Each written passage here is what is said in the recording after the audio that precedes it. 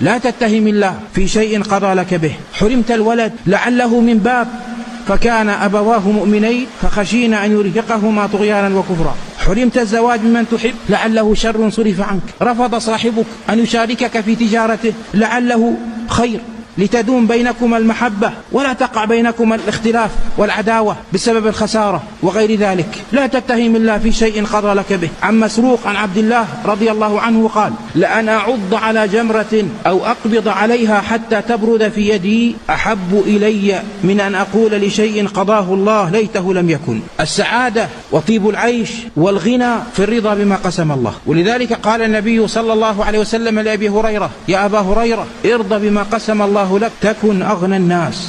وعنه رضي الله عنه أن رسول الله صلى الله عليه وسلم قال: ليس الغنى عن كثرة العرض أي عن كثرة المال، إنما الغنى غنى النفس. فلا يسلم أيها الأحبة أحد في دينه حتى يسلم لربه، ولا يهنى أحد بعيشه حتى يؤمن بقضاء الله وقدره. قال إبراهيم ابن إسحاق الحربي رحمه الله: أجمع عقلاء كل ملة أنه من لم يجري مع القدر لم يتهنى بعيشه.